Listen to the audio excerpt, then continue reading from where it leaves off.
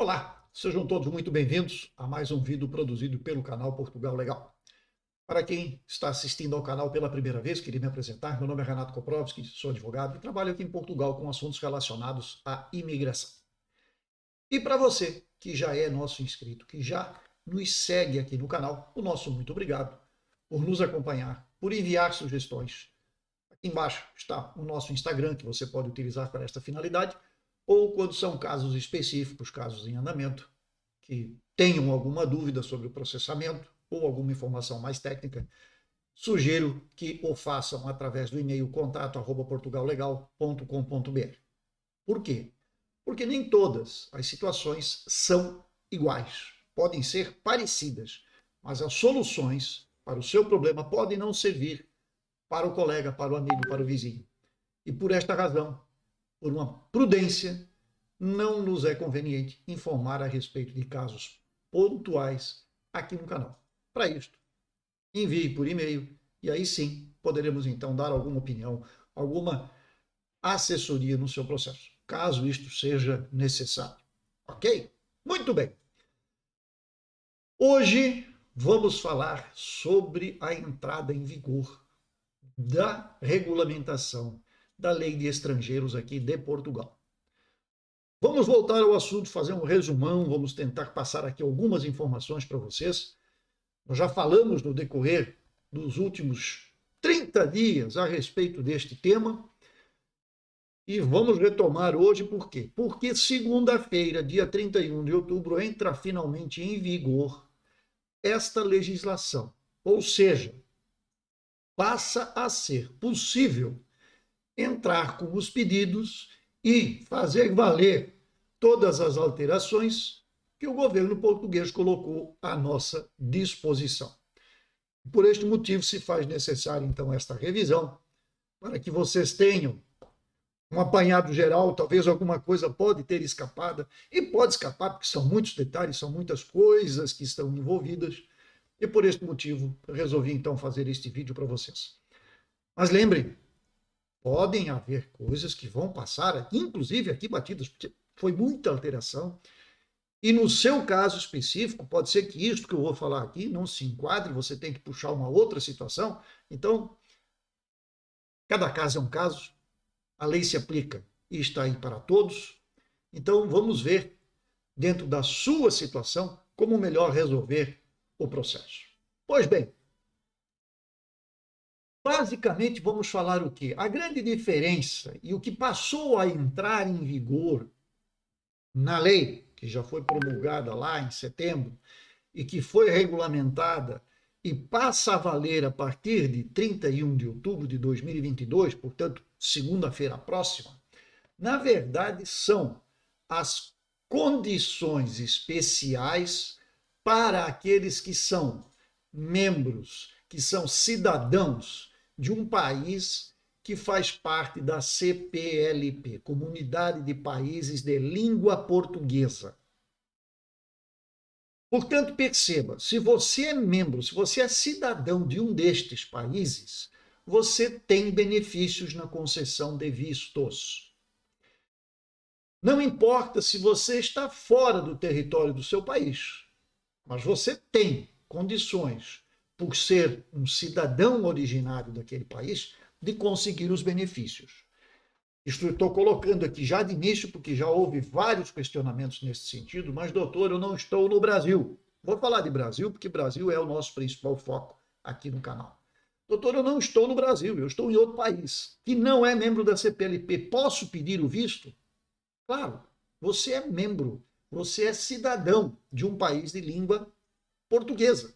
Portanto, os benefícios que foram concedidos pelo Estado estão ao seu dispor.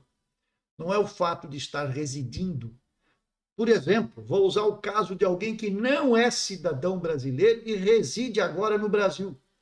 Ele tem direito a pedir um visto porque ele está residindo no Brasil de maneira até regular, mas ele não tem nacionalidade. Ele só tem uma residência, por exemplo, legal no Brasil. Esse cidadão não tem direito. Ele não é cidadão brasileiro. Ele não tem nacionalidade brasileira, ele é estrangeiro lá. assim como ele vai ser um estrangeiro aqui em Portugal. Portanto, não cabe a ele os benefícios desta lei. Pois bem, basicamente, visto requer o quê? Passaporte, que é o documento de viagem válido. Eles vão exigir de vocês um certificado, né, de registro criminal emitido pela entidade e pelo órgão do Estado que é competente para isso. Eles vão pedir uma consulta para o registro criminal português também.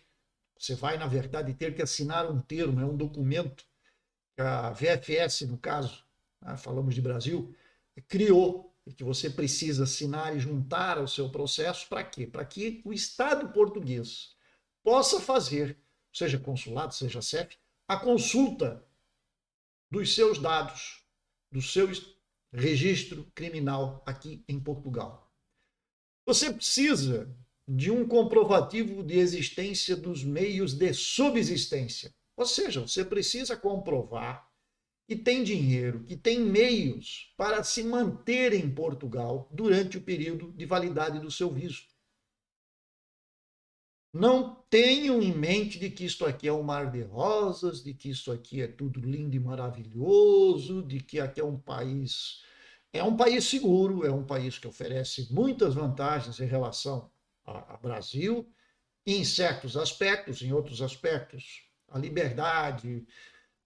Tem muita coisa que também o Brasil oferece de bom, que Portugal não oferece. Mas, enfim, aqui você está em terras estrangeiras, você tem que se adaptar, você tem que usar muito do seu, né, do seu intelecto, do seu psicológico, para se adaptar a um novo país, a novas regras, a novos costumes, a novos hábitos. Coisa que no seu país de origem, lá no Brasil, por exemplo, você está em casa. Assim como aqui o português está em casa, se ele for imigrar ao Brasil, ele vai enfrentar a mesma situação. Então perceba que você precisa disso. E quando eu falo de meios de subsistência, eu estou dizendo que você precisa ir com o bolso ou com a conta bancária bem rechonchuda, se me permitem o termo. Para quê? Para que você não passe necessidades logo ali na esquina, logo ali na frente. A Europa toda está passando, o Brasil também está, mas o Brasil menos. Mas a Europa toda está passando por um momento difícil, por um momento em que a crise está batendo, num momento em que a inflação está subindo de maneira galopante para os níveis europeus, não é? Porque para níveis que quem está no Brasil está acostumado, isso aqui é normal. Mas para quem vive na Europa, ganhando em euros, ter uma inflação na casa dos 10, alguma coisa por cento, é muito. E é muito mesmo. E é difícil contornar, não tem para onde fugir. Então, o aluguel, né, a renda, o arrendamento, que é o aluguel, subiu para a estratosfera, os valores são altos, quer nos grandes centros, então nem se fala, mas vai para os centros mais do interior, também subiu. Então você precisa estar preparado para isso. Tá? Se você for aos grandes centros, você vai pagar 400, 500 euros por um quarto. Um quarto. Então, tome cuidado, prepare-se, faça planejamento. E por isso que os meios de subsistência são solicitados e são exigidos. Tá? Mas isso aqui é regra geral. Aí depois vem as vantagens da CPLP. Nós vamos falar daqui a pouquinho. E você precisa também, basicamente, do quê? De um título de regresso. Ou seja, eu comprei a passagem de vinda, vou ter que apresentar a passagem de volta. Para os títulos temporários. Se você fala de título de residência, você não precisa apresentar a passagem de volta. Porque residência dá a entender, significa que você vem com um visto para ficar em Portugal, para morar em Portugal, para trabalhar em Portugal, para estudar em Portugal por um período longo. Então você não precisa apresentar o bilhete de volta. Ok? São regras gerais. Então vamos lá. Como é que eu consigo comprovar os meios de subsistência? Vamos dizer assim. Vamos lá. Meios. Se você, por exemplo, é estudante, você pode ter bolsa de estudo, você pode apresentar, por exemplo, para a VFS o contrato de trabalho que você tem, que você conseguiu firmar aqui. Então, para quem vem, por exemplo, com um visto categoria D1, que é trabalho subordinado, você tem um contrato de trabalho em Portugal, você pode apresentar o contrato. E deve, aliás, apresentar o contrato. Porque lá já vai dizer que você vem a Portugal para efeitos de trabalho e que você vai residir em determinado local e que você vai perceber por mês X euros.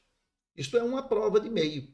Você pode trazer o seu dinheiro, trazer a sua reserva, mais o contrato que está aqui disponível. E o seu dinheiro você vai ter que comprovar através de depósito em conta, através de bens que você tenha no Brasil, que podem lhe dar algum retorno financeiro, através de investimentos. E é por aí que as provas são, então, elaboradas. Também pode ser feito, no caso, não é? Quando você está fazendo estágio ou um estágio para trabalho, inclusive, através do quê? De um termo de responsabilidade que é feito pela instituição que lhe convida para esse estágio. Isto também é possível. Não é? Ou o próprio termo, quando ele é um cidadão estrangeiro habilitado. Você tem que ter garantias. Por exemplo, quando vem um termo de responsabilidade, esta pessoa que lhe dá o termo, ela tem que ser responsável pela sua estada em Portugal, falo de alojamento, pela alimentação, tem que estar adicionada, e se você, por alguma razão, não conseguir permanecer em Portugal, que você tenha de voltar ao país de origem, esta pessoa também passa a ser responsável pelo seu retorno ao seu país de origem. Portanto, quem emite um termo de responsabilidade está emitindo um documento, está dando um cheque em branco para o governo. Porque se você não conseguir se manter em Portugal, você vai ser convidado a sair, você vai ser levado ao aeroporto e quem vai pagar a conta é quem assinou o termo. Então, tem também cuidado com esse detalhe. Tá? Os meios, evidentemente, conta bancária. Então, pode ser uma conta bancária portuguesa, sim, pode ser uma conta virtual, também pode ser. Isso vai depender da análise da VFS, do que eles sempre decidem. E existem VFS no Brasil, são várias unidades e cada uma ainda decide diferentemente da outra. Então, tem que ver qual é a VFS a qual você está subordinado para saber como é que nós vamos orientar seu visto, como é que você deve fazer as provas para aquela VFS. Infelizmente é assim. Tá?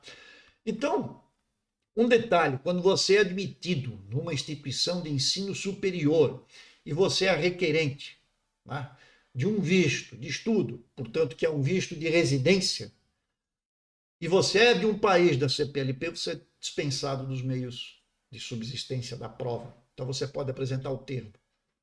Isso já está previsto nas regras gerais. Muito bem. Onde é que entram, então, as facilidades dos países de língua portuguesa? Dispensa de seguro-viagem, está previsto. A dispensa dos meios de subsistência, podendo ser usado o termo de responsabilidade, que acabamos de falar. Você pode e você será dispensado do parecer prévio do CEF. Então, o seu visto, quando entra na VFS, quando você faz o protocolo, ele vai começar a tramitar e a VFS não precisa primeiro consultar o CEF para saber se você pode ou não entrar em Portugal, se você está liberado para entrar em Portugal. Isto foi dispensado. Tá? O que eles vão fazer por outro lado? Eles vão fazer diretamente a consulta na base de dados do SIS, Sistema Integrado Schengen. Portanto, se você teve no passado alguma restrição colocada neste sistema por qualquer um dos países que fazem parte do Tratado Schengen, você pode ter dificuldades em obter o seu visto aprovado. Tá? Lógico, se isso acontece, o órgão que está analisando, no caso, vai ter que fazer uma consulta ao país que inseriu esta restrição para verificar as condições que deram origem a isso e avaliar, então, depois se vão ou não conceder a sua entrada e conceder o visto para Portugal.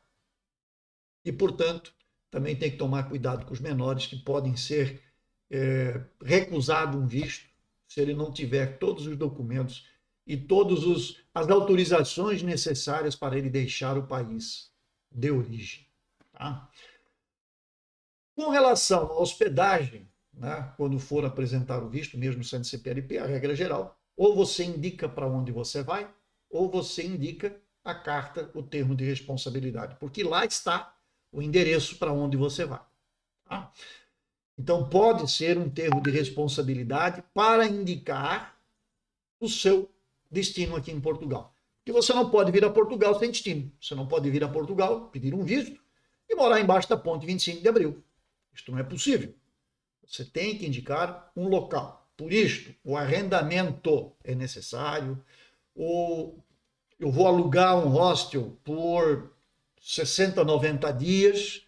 Isto é prova de que você tem meios, de que você está preparado, de que você vem, porque neste período você vai procurar algum local definitivo, mas pelo menos durante aquele período você tem para onde vir. Isto tem que ser comprovado. Então, o que acontece se eu já tenho um contrato ou uma promessa de contrato de trabalho? Bem, esses casos vão ser tratados pelo visto categoria D1, aplicando as benesses da CPLP, que são aquelas que nós já vimos, as dispensas de certos procedimentos na busca desse visto. Tá? Então, visto categoria D1, trabalho subordinado, continua existindo e é regra para o visto a apresentação do contrato ou da carta, da promessa de contrato de trabalho. Tá? Se você não tem isto, você vai então ter a opção de fazer um novo visto, este é novo, que é o visto de procurar trabalho em Portugal. Mas ele tem uma série também de condições para ser solicitado. Então, tem que ver exatamente qual é a sua situação. Eu tenho um contrato na mão ou não tenho? Eu não tenho, então eu vou para o visto de procurar trabalho. Eu tenho contrato, então eu vou para o visto D1 normal. Não faz sentido eu vir com um visto de procurar trabalho quando eu já tenho uma vaga na mão, já tenho um contrato garantido, correto? E o processamento é um pouco mais simples. Se você entrou no visto D1, porque você tem um contrato, a nova legislação levou ao quê? Levou a dispensa daquele certificado do IEFP, que é o Instituto de Ensino e Formação Profissional de Portugal. Até pouco tempo, este documento era exigido para conseguir um visto D1. Agora, a partir de segunda-feira, esse certificado deixou de ser exigido. Ele não é mais necessário. Portanto, basta o contrato ou a promessa de contrato. Facilitou também para o visto D1, mesmo para aqueles que não sejam CPLP. Ele tem essa vantagem.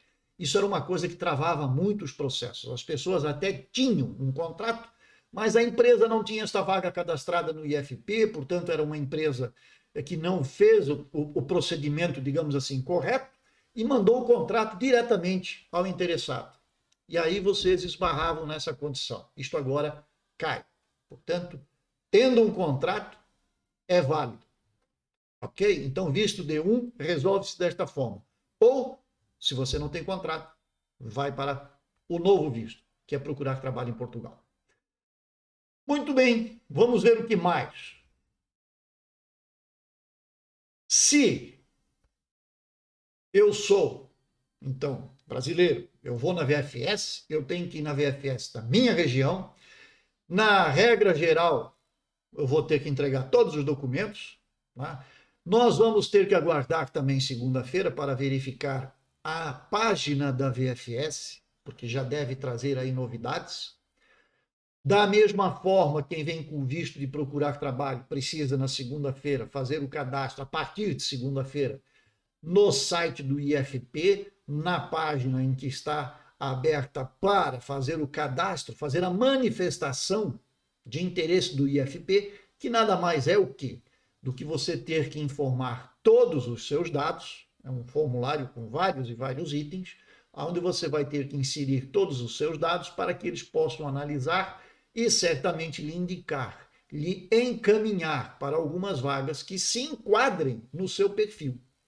Então, você vai ter que dizer qual é a sua área de formação, você vai ter que apresentar os seus certificados, você vai ter... Isso, aliás, é no visto D1 também. Se eu digo que eu sou um técnico em soldas, por exemplo, na área de metalurgia, eu tenho que apresentar o contrato, eu tenho que apresentar esta informação e tenho que apresentar os meus diplomas, os meus certificados, de que realmente eu tenho formação técnica nesta área. Isto já era assim. Agora, você vai ter que apresentar isso para o IFP, que então vai lhe encaminhar e vai dizer, ok, está aqui o seu documento, você tem condições de vir a Portugal, pode pedir o seu visto. Não vai ser assim de chegar lá na porta da VFS e dizer, eu quero um visto para procurar trabalho em Portugal. Tem várias regras que você deve seguir. Se você tem dúvidas, veja os nossos vídeos, olhe o nosso material, que tem muita informação neste sentido aí. E também, evidentemente, a própria legislação. Basta acessar, nós temos aí, eu vou deixar aqui embaixo desse vídeo hoje também, a Lei de Estrangeiros, na atual versão, e o regulamento da Lei de Estrangeiros, na atual versão. E aí vocês podem fazer esta análise bem técnica. Muito bem. Uma outra questão que é importante falar e lembrar é que o visto para procurar trabalho em Portugal é válido por 120 dias. Ele pode ser prorrogado por mais 60. E o procedimento de fazer este visto, de pedir isso, começa com a juntada dos seus dados e encaminhamento para o IFP. Isto, como dito, não vai mais para o CEF. Só vai para o CEF depois, quando você já estiver aqui e você vier com todas as informações e documentos para conseguir o quê? O título de residência. Regra geral, não há um limite de tempo para ficar enquanto trabalha com renovação do seu título. Certamente há uma renovação anual, então de ano em ano você vai renovando seu título de residência. Tá? Há ainda um detalhe no tempo. Ele é válido para 120, pode prorrogar para 60, então você vai ter 180. Se não conseguiu um trabalho dentro desta área que você se apresentou, você deve deixar Portugal. E só pode pedir um novo visto de procurar trabalho depois de 1 ano da emissão do primeiro visto. Você tem que ter uma declaração do requerente com indicação de manutenção nas condições de estada prevista, portanto, você tem que dizer para onde você vai, onde é que você vai ficar hospedado, ou apresentando ainda aquele termo de responsabilidade. Em relação à família, eu tenho esposa e filhos. Como é que fica? É previsto um visto de acompanhamento dentro dessa legislação, tá? De que você pode trazer a sua família como acompanhante, mesmo para o visto temporário. Portanto, não é um visto de residência, não é definitivo, ele é temporário. Você está vindo procurar trabalho, você não tem um título de residência ainda com isto. Você vai ter o título depois e, como uma forma de não separar as famílias, de não haver aquilo que sempre o pessoal reclamava, e aí vinha todo mundo atrás de turista, e depois chega aqui, fica todo mundo enrolado com documento, desta vez você tem a possibilidade, nesta alteração legislativa, então, de ter um visto de acompanhamento.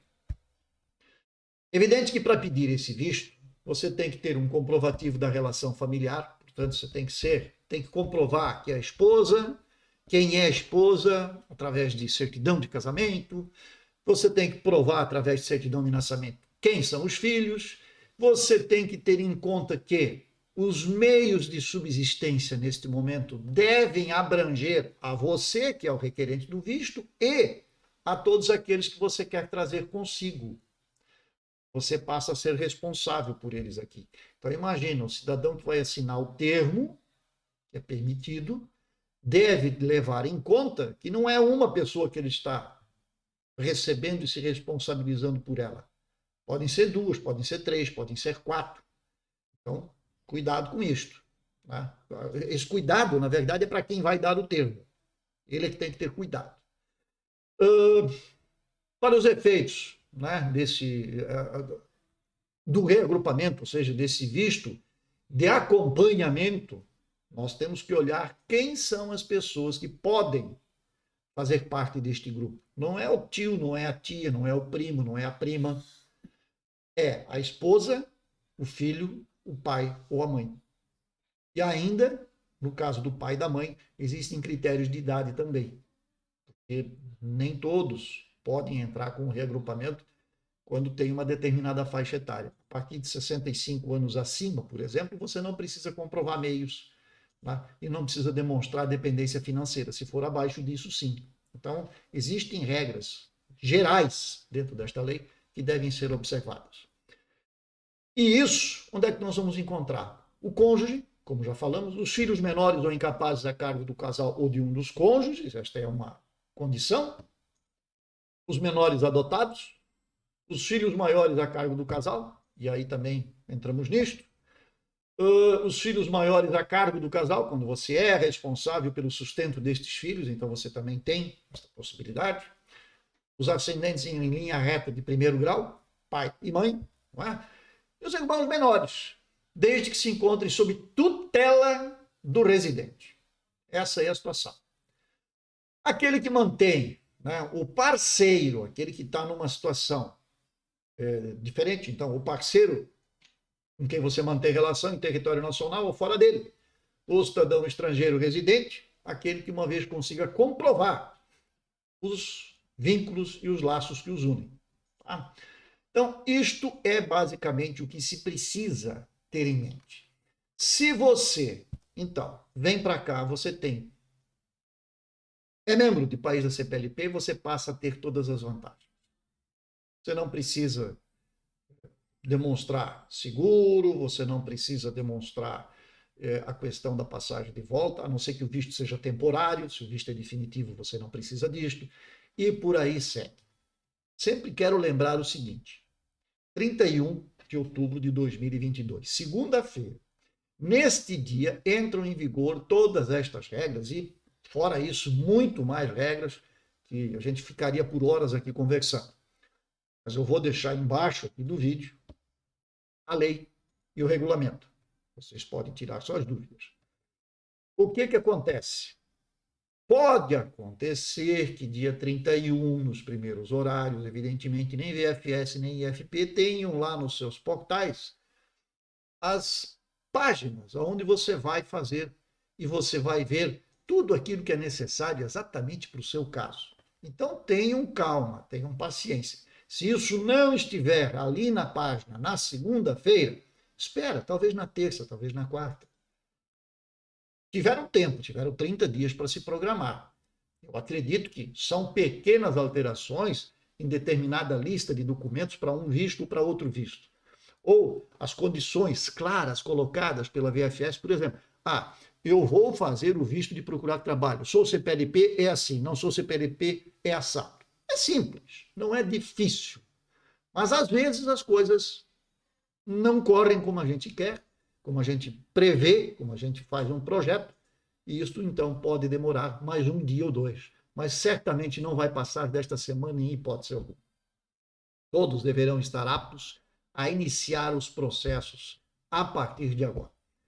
Não adianta sair correndo, quer dizer, não adiantava sair correndo e querer fazer o visto, porque o visto não estava disponível, não estava nem vigindo a lei. Tá? Isso só é possível a partir de segunda-feira. Então, se você foi aquele cidadão precavido, aquele cidadão que realmente quer fazer, que é organizado, que tem tudo certo, você teve aí 30 dias para tirar dúvidas, para ver o que é necessário a partir de segunda. Então você deve estar com praticamente tudo pronto. Na verdade, você vai conferir, tá? E vai acessar o IFP, é procura de trabalho? É IFP. Não é procura, é D1, então é só VFS. É preciso de documento? Não preciso. Então você já deve saber o que precisa e o que não precisa. Então o seu caso já está bem adiantado. Agora, se você está entrando neste barco agora, então ok, vamos tratar disto a partir de segunda. Perfeito? Gente, por hora é isto. Desejo a todos muito sucesso, que consigam entrar com os pedidos, que consigam estes vistos. Evidentemente que há questões, há vistos, há o visto do nômade digital, por exemplo, tem que comprovar renda, tem que comprovar rendimentos, tem que comprovar contratos com os seus tomadores de serviço. Sim, isso tudo está estabelecido, isso tudo já foi falado, isso tudo já foi visto. Então você tem que se preparar. Eu só vou fazer aqui, no caso do nômade digital, uma ressalva que é relacionado a prova dos meios de subsistência dele. E não só, também a prova de que ele é nômade digital, de que ele tem capacidade, de que ele é uma pessoa do ramo, do setor.